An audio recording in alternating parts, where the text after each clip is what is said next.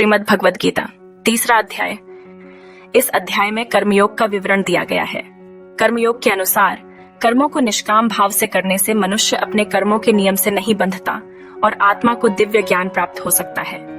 अर्जुन के प्रश्न पर श्री भगवान ने बताया कि यज्ञ कर्म और निष्काम कर्म में से किसे करना श्रेष्ठ है। श्री भगवान ने बताया कि दो प्रकार के पुरुष होते हैं, जो यज्ञ के माध्यम से या भक्ति सेवा के माध्यम से आत्मा को प्राप्त करते हैं। इसके बाद श्री भगवान ने कहा कि कर्म अनिवार्य है और सभी को नियत कर्म करना चाहिए।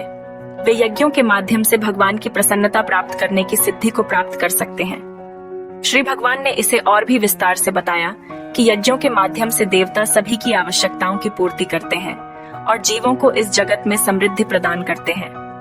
श्री भगवान ने कहा कि अन्न के बिना किसी भी प्राणी का जीवन संभव नहीं है और यज्ञों के द्वारा यज्ञ कर्म का पालन करना चाहिए, क्योंकि यह परमात्मा को प्रसन्न करता है और मानव को मुक्ति प्राप्त करने का मार्ग प्रदान करता है। श्री भगवान ने बताया कि यज्ञ कर्म को अर्पित करने से ही जीवन का सही उद्देश्य पूरा होता है और जनक जैसे महान ऋषि भी इसी मार्ग से मुक्ति प्राप्त करते हैं।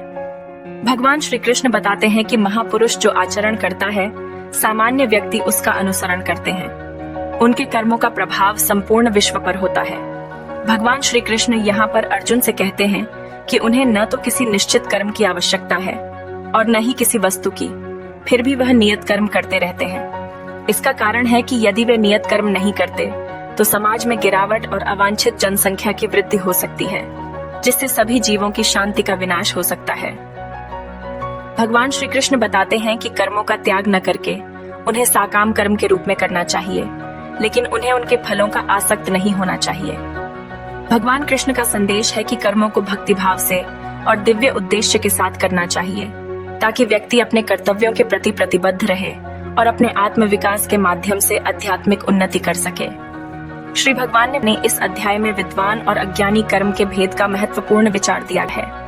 यह दिखाया गया है कि ज्ञानी पुरुष को कर्म में आसक्त नहीं होना चाहिए और उन्हें अपने कर्तव्यों के प्रति प्रतिबद्ध रहना चाहिए, जबकि अज्ञानी पुरुष को अपने कर्मों में आसक्त होने का प्रबल भाग्य नहीं होता। इस अध्याय में कर्मों के त्याग की बजाय सकाम कर्म को बढ़ावा दिया गया है, लेकिन यह सकाम कर्म भगवान के लिए समर्पित करने के भाव के साथ होना चाहिए और इसके फल की आकांक्षा से दूर रहना चाहिए। श्री भगवान ने इस अध्याय में यह भी बताया है कि जीवात्मा को अपने कर्मों के कर्ता के रूप में नहीं देखना चाहिए, बल्कि उसे अपने कर्मों को भगवान को समर्पित करने के रूप में देखना चाहिए। इस अध्याय में ज्ञानी पुरुष को अपने आप को अपनी प्रकृति के गुणों से परे जानने की सलाह दी गई है और उसे मन को सावधानी से आध्यात्मिक ज्ञान के साथ स्थिर करने को कहा गया है। भगवान श्री कृष्ण ने इंद्रियों, मन, बुद्धि और आत्मा के बीच के भेद को वर्णित किया है और यह बताया है कि जीवात्मा को इंद्रियों, मन और बुद्धि से परे जानकर आध्यात्मिक शक्ति के द्वारा काम रूपी ताकतवर शत्रु को जीतना चाहिए।